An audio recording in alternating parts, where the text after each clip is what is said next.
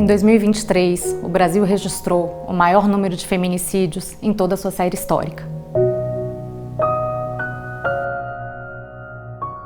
Feminicídio é a força feminina que incomoda os homens. Eu sou uma sobrevivente do feminicídio. Feminicídio é um crime de ódio contra as mulheres. Ele tem uma tipificação específica ele é cometido só porque a mulher é mulher. Eu tive 2 relações amorosas, fui atacada com tiros. O feminicídio é a crise de identidade masculina revelada numa agressividade de uma forma a tentar manter o controle sobre um ser que não te pertence. As evidências têm apontado pra gente que os homens têm se sentido cada vez mais intimidados pelo avanço das mulheres, que na verdade é a conquista de direitos que foram negados durante séculos. Mais um caso de feminicídio, infelizmente. Preso em flagrante, acusado de feminicídio. Ele me torturava, eu acordava com ele me asfixiando, ele me dava muito soco no meu rosto, eu amanhecia toda roxa. Fui alvejada, que inclusive tem marcas até hoje no meu corpo, que ficou aqui no meu ombro, e aqui no meu pulso. E o feminicídio, essa ideia, não é para todo mundo ficar falando simplesmente. É, na verdade, trazer visibilidade para algo que já acontece e eliminarmos isso, mudando as leis, fazendo propostas e fortalecendo as mulheres para que elas se libertem do ciclo de violência, para que ela consiga sair e não seja mais uma vítima do feminicídio. O feminicídio é o último estágio da violência contra a mulher e é precedido de várias outras situações. Por isso o enfrentamento ao machismo, por isso o combate a todo e qualquer tipo de violência contra a mulher é tão importante para que a gente possa evitar chegar numa situação como essa de 2023, em que se registrou o maior número de feminicídios, desde que se mede feminicídios na série histórica. Eu fui vítima do feminicídio. O feminicídio é a própria morte, mas eu passei pelo vale da sombra da morte.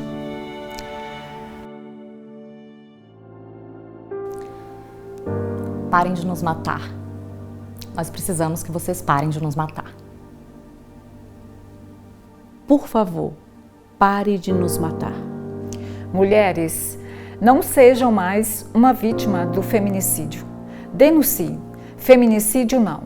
E a você, homens, quero te dizer que bater em mulher é crime.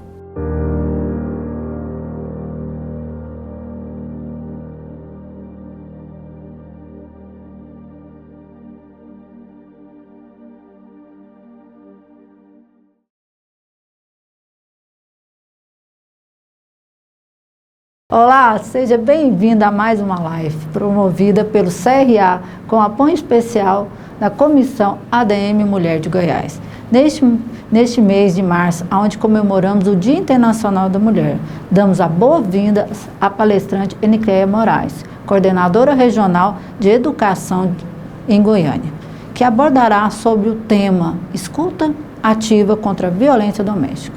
Essa palestra faz parte do projeto de educação continuada que o CRA está desenvolvendo através do planejamento estratégico, elaborado pela diretoria do Conselho. Conheceremos uma história marcada pela superação e pelo compromisso com a conscientização, prevenção da violência doméstica e familiar. Passaremos neste momento a palavra à nossa ilustre palestrante, Enicleia Moraes.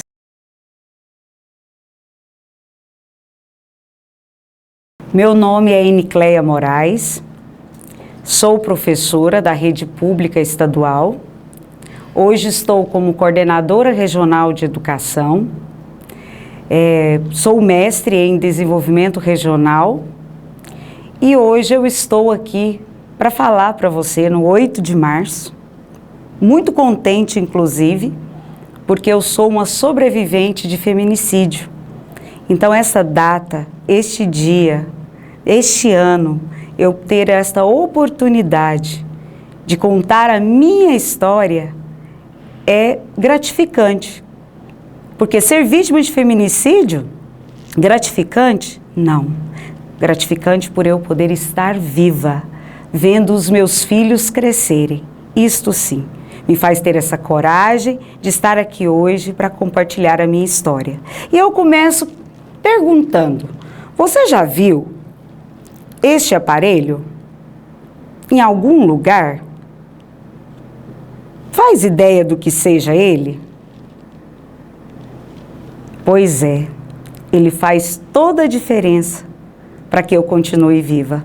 E logo vocês saberão o que é ele. O 8 de março, ele não pode deixar passar desapercebido. Tem que ser no 8 de março, no mês inteiro, e agora a gente acredita, depois da minha experiência, que é o ano inteiro, o tempo inteiro, nesse enfrentamento da violência contra a mulher. Eu fui vítima de violência doméstica em um casamento que durou 3 anos. A duração deste casamento parece uma eternidade. 3 anos parece pouco, mas tudo que eu vivi dentro da relação parecia eterno.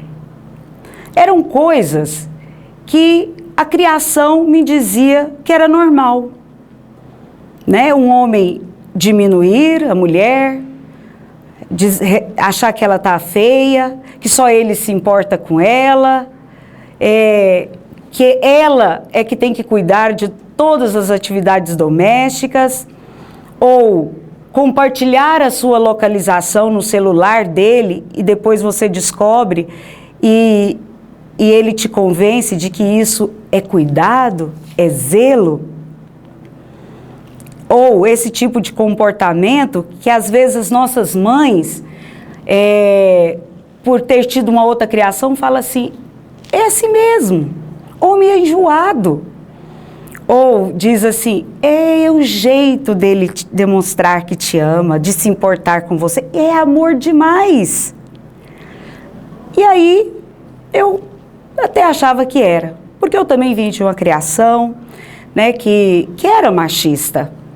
Mas aquilo tudo me causava um desconforto, um sofrimento, e estava difícil de suportar.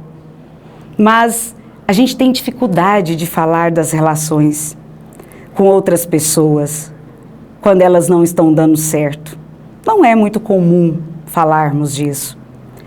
Mas então eu fiquei tocando aquela relação, achando que casamento era aquilo.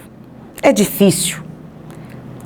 Mas um certo dia eu saí com uma amiga muito especial que tem o nome que hoje ela já não está mais entre nós, o nome de Maria Guilhermina.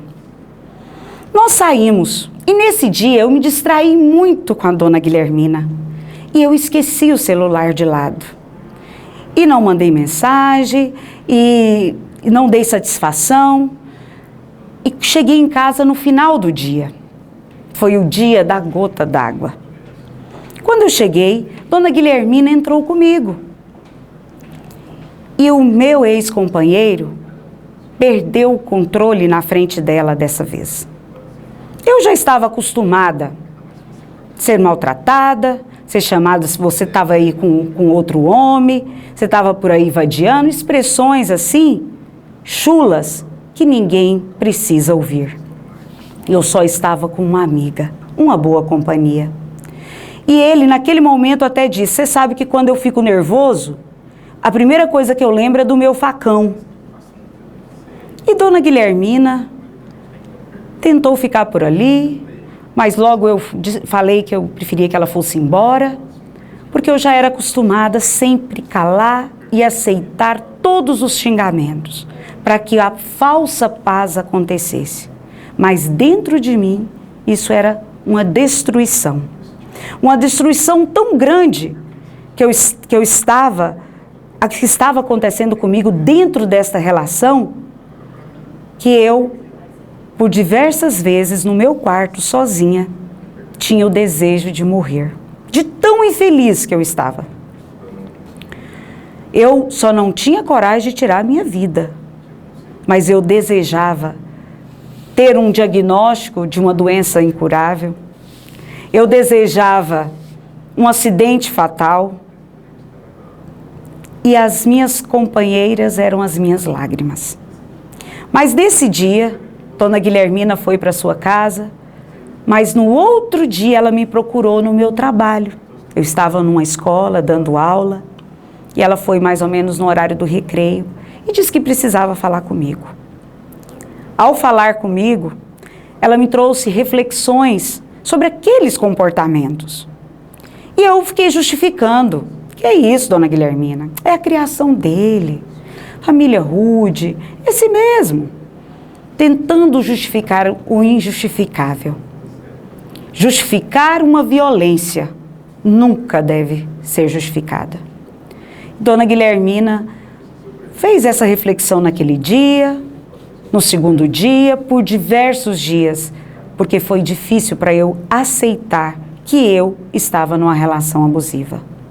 Depois de tanto reflexões dela, comecei a pesquisar, ler sobre isso, até que eu me vi dentro de uma relação abusiva.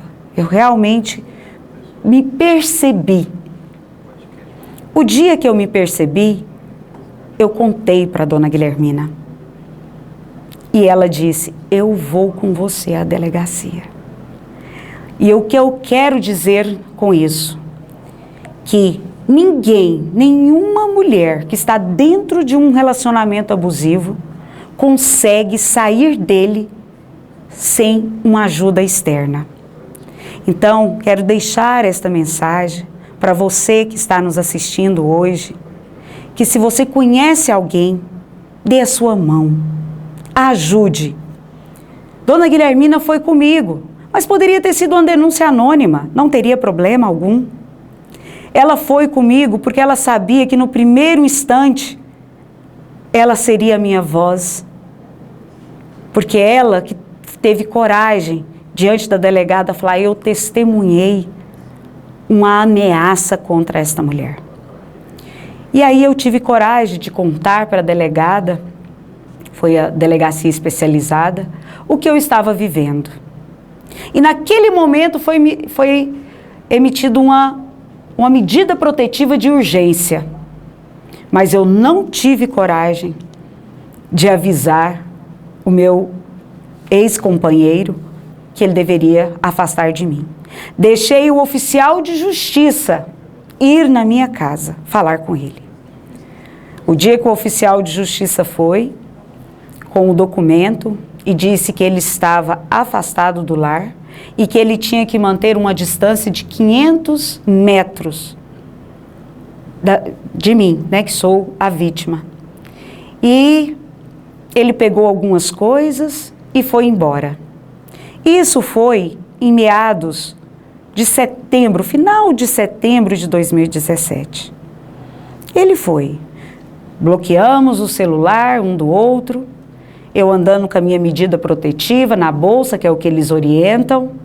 Caso ele aproximasse, eu mostrasse para alguma autoridade naquele lugar, ou ligasse imediatamente, e sempre na minha bolsa.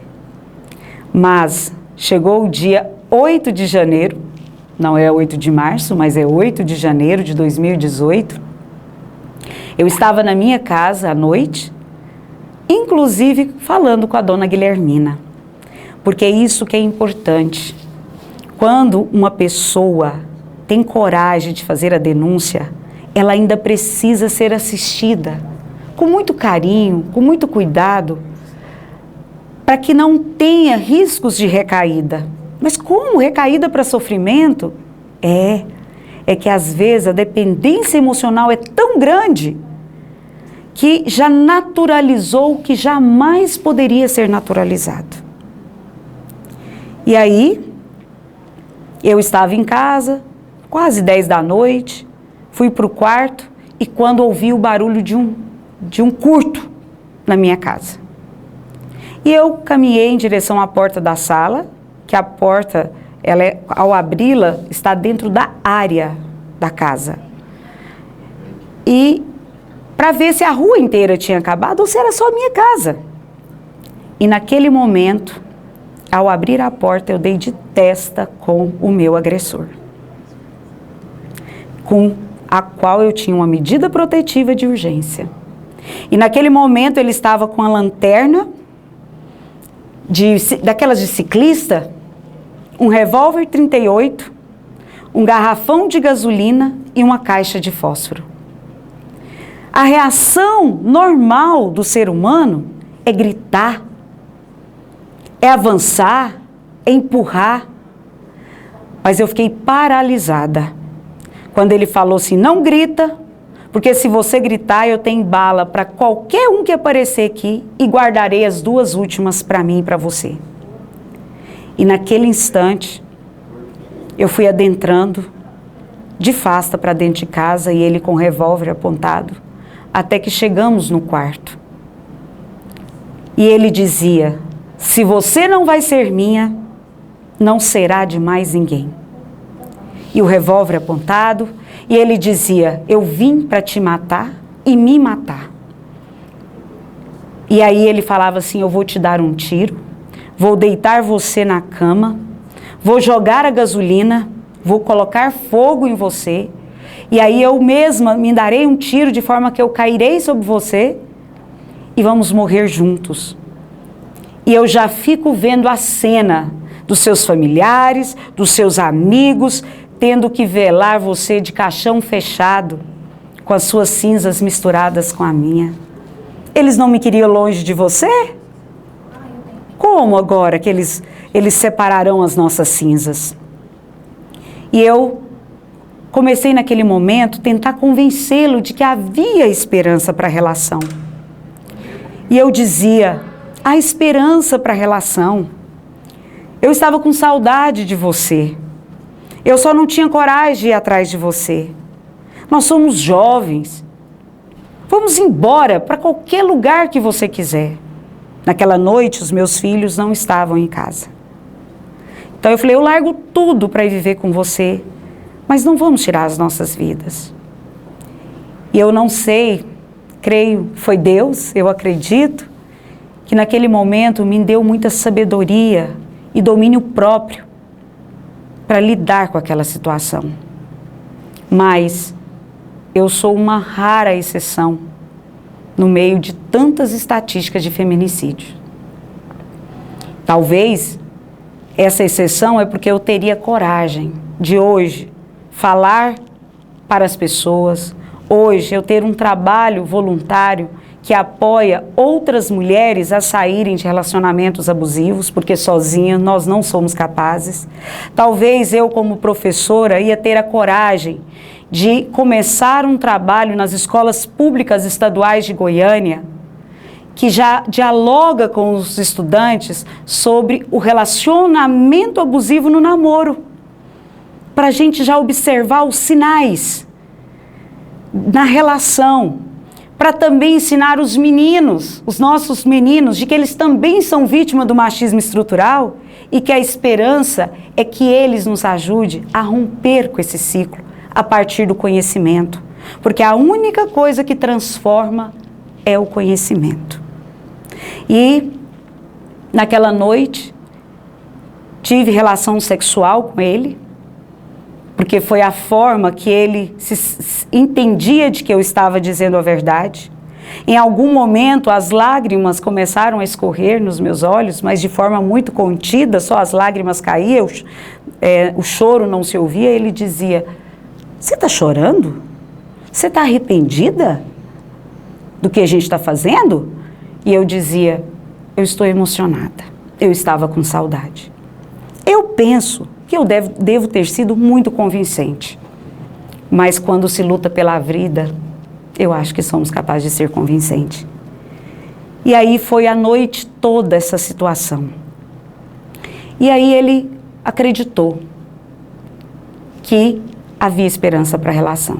O dia clareou e eu disse para ele: é melhor você ir embora, porque se os vizinhos verem você aqui, vai chamar a patrulha Maria da Penha e você vai preso. Não é isso que eu quero. Eu preciso agora procurar um advogado para poder saber como retirar essa medida protetiva para a gente voltar a viver junto. E aí Ele falou assim, não, mas se alguém vir aqui, você vai despistar, porque você sabe que eu tenho bala para todo mundo. Se você estiver jogando comigo, vai ser uma catástrofe com você e com as pessoas que aproximarem. O dia clareou, moro na rua há 20 anos. O seu João, meu vizinho, que todo dia senta na porta da rua, foi lá por volta das 8 horas e disse, Dona Enicléia, percebi que a senhora não saiu para trabalhar hoje, está tudo bem aí? Porque todo mundo sabia da relação conturbada que eu tinha. E eu, de roupão, cheguei na porta da sala, entreaberta, portão de grade, falei, tá tudo bem, seu João, só não dormi direito essa noite. E hoje eu vou ficar em casa. Tudo bem, Dona Enicléia, se precisar a senhora chama. E aí, voltei para dentro, preparei o café da manhã, montei a mesa, fomos comer, né? E ele naturalizando o meu amor, meu bem, fazendo planos. Muitos podem até me perguntar, por que nessa hora, Enicléia, que estava aparentemente tudo tranquilo, que em algum momento ele esqueceu aquele revólver, por que você não saiu correndo? 2 razões. Uma, ainda estava sem energia. Ele sabia que o meu portão era elétrico e eu não fazia ideia onde estava a chave de abrir manualmente. O costume da gente ter o controle apenas. Segundo, depois de tantas horas refém disso tudo, a vítima, ela continua refém, com revólver ou sem revólver na cabeça. Emocionalmente nós já estamos reféns, com algemas ou sem algemas, com jaulas ou sem jaulas, somos refém. E aí tomamos o café da manhã e ele falou, precisamos ir lá em casa imediatamente, antes que meu filho chegue, porque eu deixei uma carta de despedida para ele. E por alguma razão divina estamos vivos e vamos reconstruir nossa vida, a nossa história. E aí fomos, entrei dentro do carro, eu dirigindo, ele do outro lado, com a bolsinha dele com a gasolina, com a caixa de fósforo e o revólver. E fomos. Em algum momento ele pediu para eu sair do banco, desceu para eu passar para o outro lado. A gente não tem forças para sair correndo, porque a gente não imagina tendo uma velocidade mais rápida do que uma bala. Mudei de lugar e ele foi conduzindo.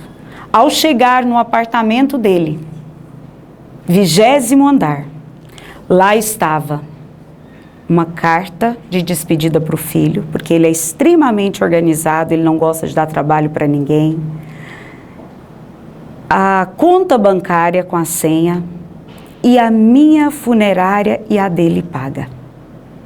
Um crime planejado, muito bem planejado, porque ele não gosta de dar trabalho para ninguém. E naquele momento ele pegou tudo isso, rasgou, pegou o cartão, pôs na carteira novamente e falou para mim, e agora? Como é que a gente fica?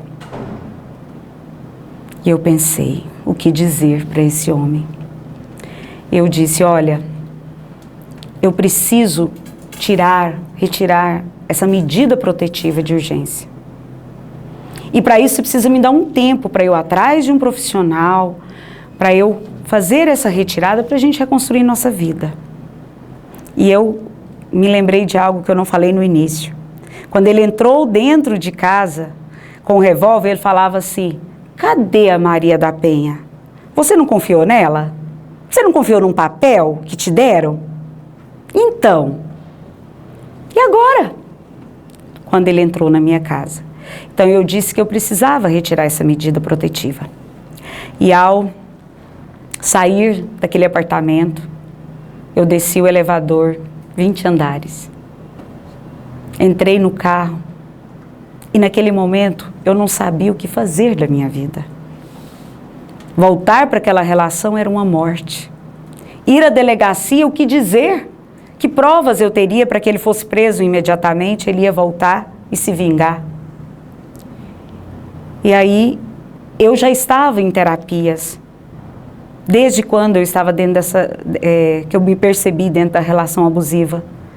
E a primeira pessoa que eu liguei foi para o meu psicólogo e contar o que tinha acontecido. Para minha família, eu consegui contar uma semana depois. Tive que desbloqueá-lo, ir falando com ele, para eu ir ganhando tempo, para ver o que eu faria.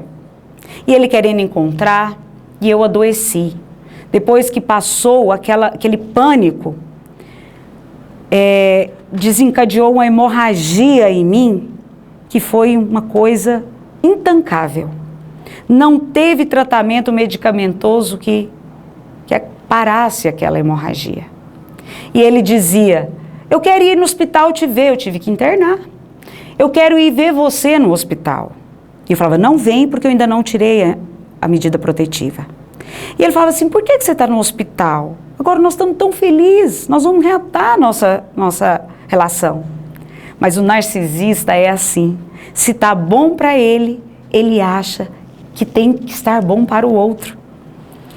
E eu falei assim, olha, não é todo dia que uma mulher tem que fazer sexo com 38 na cabeça. E naquela hora, ele me deu a seguinte resposta, pois eu tenho uma excelente notícia para você. Sob pressão, o sexo com você é muito mais gostoso. E eu fui construindo essas evidências pelo WhatsApp, retomando aquele dia, aquele fato que aconteceu ali. Ainda tive que ter a condição de ir construindo provas, se eu queria de fato que ele fosse para a cadeia imediatamente. Foi 30 dias, mais ou menos, eu tentando com isso. Não, um pouco mais. Foi no mês de março, mais ou menos, que eu já tinha bloqueado ele, que eu não estava aguentando mais falar com ele. E aí ele começou a me seguir, de moto, com a roupa do exército camuflado. Alguns dias eu não tinha certeza, mas um dia eu tive certeza que era ele que estava me seguindo. E aí naquele momento eu entrei em pânico no trânsito. Liguei para minha família, para um irmão, e no Viva Voz ele falou assim, vai com calma, vai para o seu trabalho. A hora que você estiver saindo de lá, ele vai ficar por lá, esperando você sair. E aí você me avisa que eu vou ao seu encontro. Fui para o trabalho. Custei dar conta de trabalhar naquele momento. Mas nós sabemos que temos as nossas obrigações. Mas também sabemos que, imagina a condição psicológica de uma mulher que sai de uma relação abusiva. Não foi fácil, mas eu estava tentando seguir a minha vida. Quando eu saí no final do expediente para casa, ele realmente estava de tocaia, próximo do meu trabalho, e começou a me seguir. Naquele momento, o meu irmão filmou ele bem próximo do carro. Foi a única forma que nós tivemos dele ir preso. Não foi naquele momento pelo que aconteceu na minha casa. Foi pelo descumprimento da medida protetiva de urgência. Porque nós pegamos a filmagem, levamos à delegacia no mês de março, um mês emblemático, olha que interessante, né? No mês de março do ano de 2018. E ao chegar na delegacia, entregamos a filmagem, imediatamente ele foi preso pelo descumprimento da medida. E naquele dia é que eu tive coragem de contar tudo o que aconteceu na minha casa. Porque aí eu tive as provas nas conversas de WhatsApp. Mas aí nasceu um novo processo. E o judiciário, às vezes, eles não se conversam. Depois de 100 dias, ele ia ser solto. Porque era o prazo máximo para o descumprimento da medida, porque o descumprimento da medida era ameaça, não uma tentativa de feminicídio. E quando ele foi sair, eu desesperei. Falei, o que eu vou fazer da minha vida? O que eu vou fazer da minha vida? E aí eu estava participando de uma roda, de uma terapia de grupo, com com a promotora de justiça, doutora Rúbia Coutinho, e a psicóloga, chefe da psicologia, de estágios da psicologia da PUC, né, que é a doutora Gabriela Alvarenga, e ali era o meu suporte. E naquele momento eu levei isso para lá, para aquele grupo. Falei, olha, ele vai sair, o que eu faço? A doutora Rúbia disse, é muito sério o seu caso, uma senhora experiente no judiciário. Falou, é muito grave, ele é vingativo, ele é no calado, você achou que estava seguindo a sua vida e ele é a dele e ele estava planejando te matar. Então, Enicleia, você vai precisar de usar o dispositivo antipânico. Que é isso aqui que nós começamos a nossa conversa. É este botão, este dispositivo. Eu não fazia ideia, olha só, com 37 anos de idade, eu não conhecia esse botão antipânico que a vítima pode ter. Eu falei, doutor, eu não sei o que é não, mas eu quero. Se é antipânico, eu quero. Como que isso funciona? Ela falou, olha, nós vamos pedir para que ele saia de tornozeleira e esse botão vai ser configurado, linkando com a tornozeleira. Se ele aproximar de você num raio de 500 metros, o botão vai apitar, vai vibrar e vai chegar um SMS no seu celular que diz, atenção, proximidade, Lei Maria da Penha. Olha só para vocês verem como esse dispositivo faz a diferença. E assim foi, ele saiu da prisão e eu peguei esse dispositivo. Confesso para você que ele testou esse botão várias vezes. Ele sabia onde eu trabalhava e por diversas vezes ele passou na porta. Não parou, passou. E passava e apitava. Porque quando o agressor para, o que acontece? Eu acho essas informações fundamentais porque ninguém nunca havia me dito sobre isso. O que acontece? Existe um painel de monitoramento 24 horas. E lá nesse painel de monitoramento, eu sou um pontinho nele e o meu agressor é outro. Se ele entrar no meu raio, imediatamente, e ficar, uma viatura mais próxima é acionada pela central de monitoramento. Inclusive, teve uma vez que ele demorou mais tempo.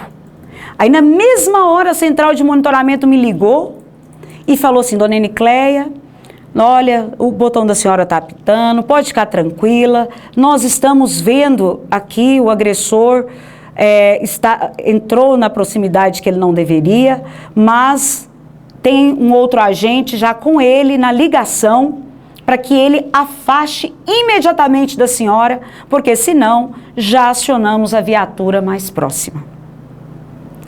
Olha, funciona. Ele saiu de perto. Ele nunca tentou ir além, porque ele sabia que imediatamente ele voltaria para a cadeia. E aí, nesse período todo,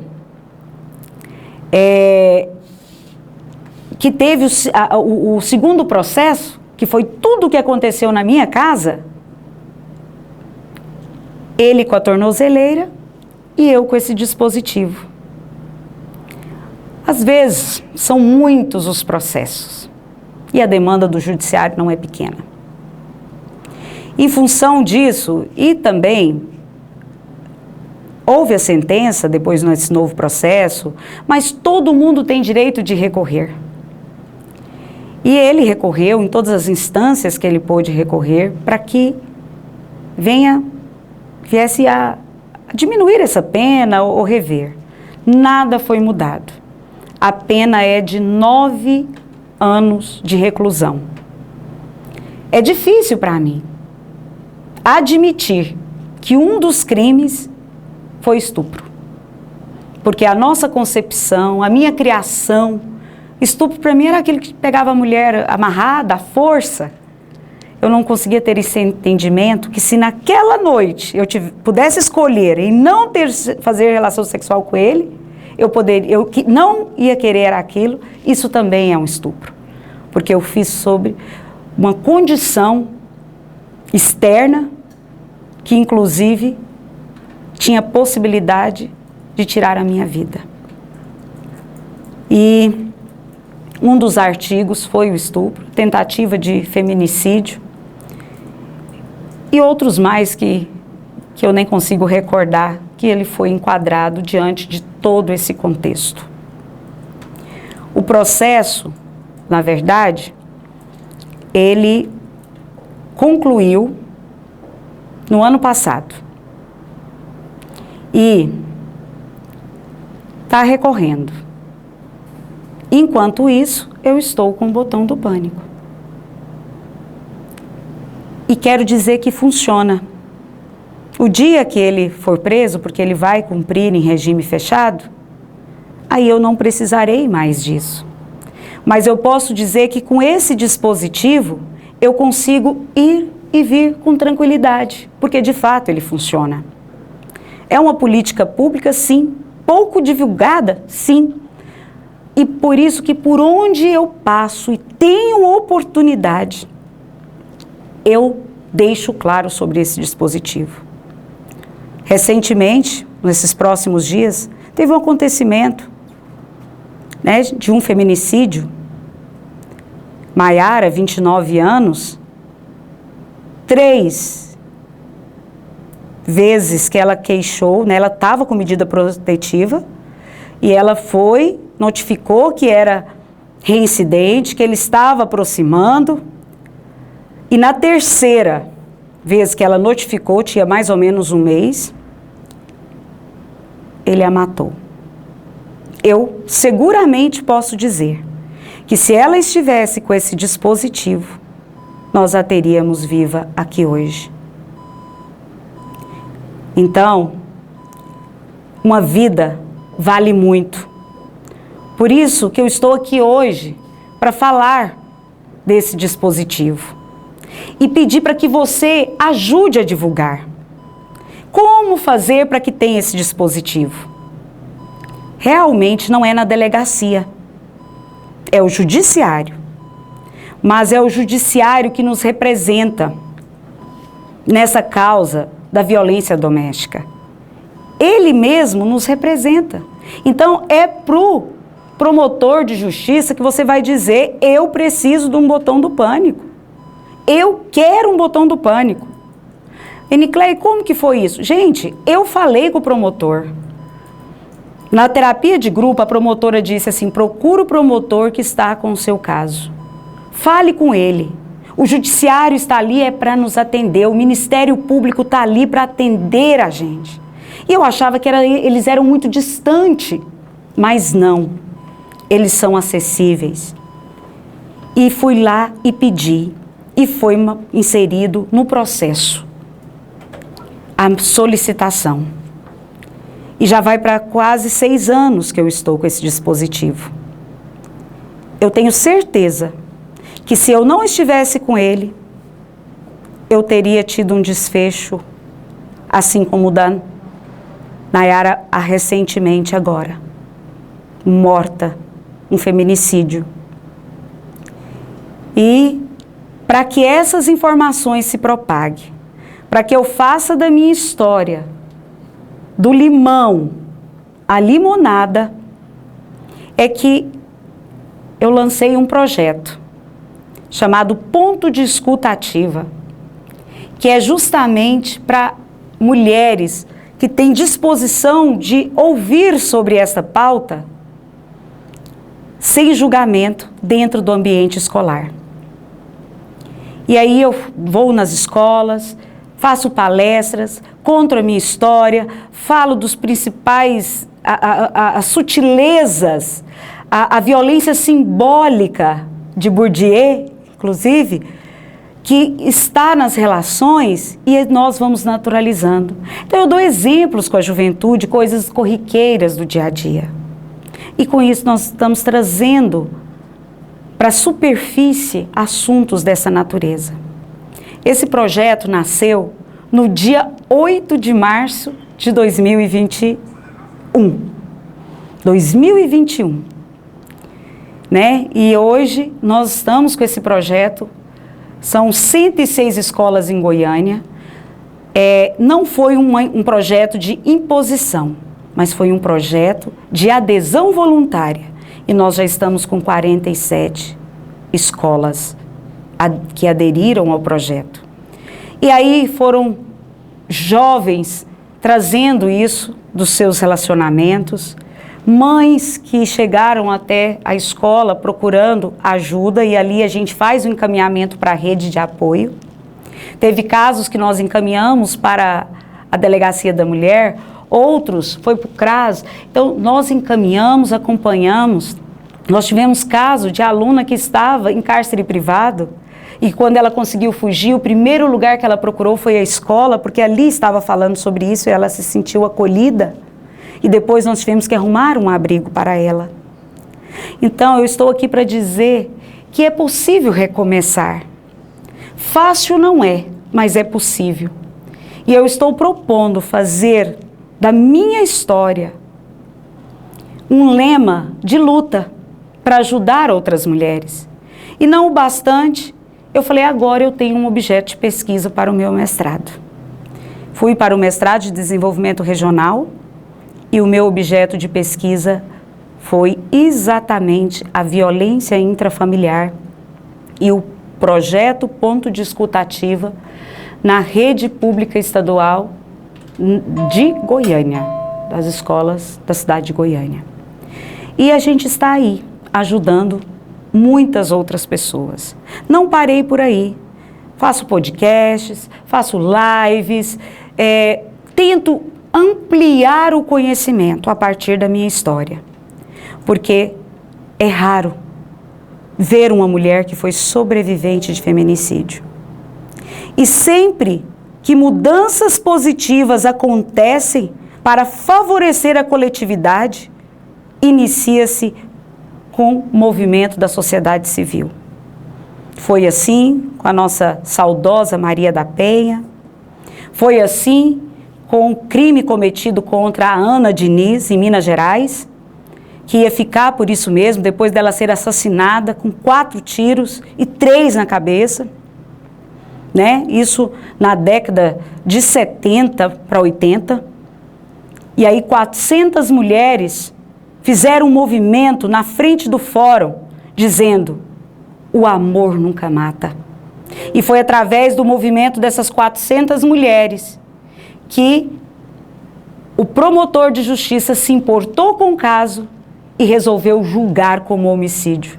Caso contrário, teria sido defesa da honra e ele seria absolvido.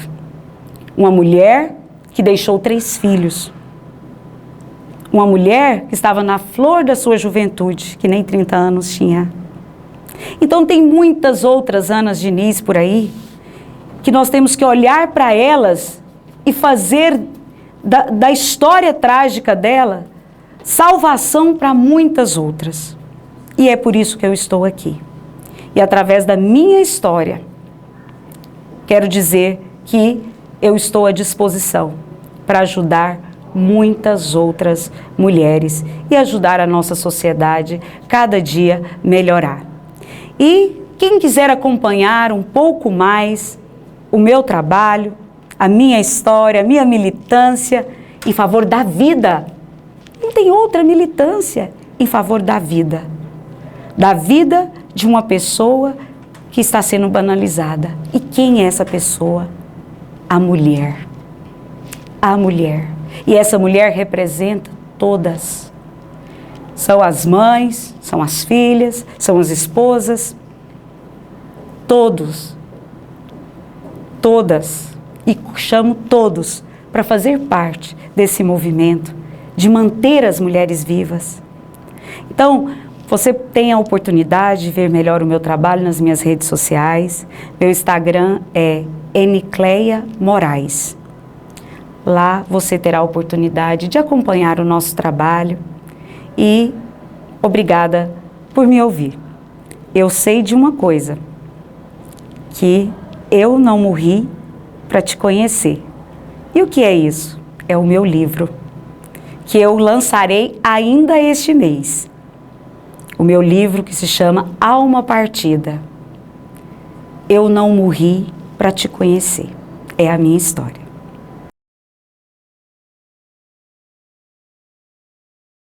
Agradecemos a palestrante Enicléia Moraes pelos esclarecimentos maravilhosos que ela nos trouxe hoje.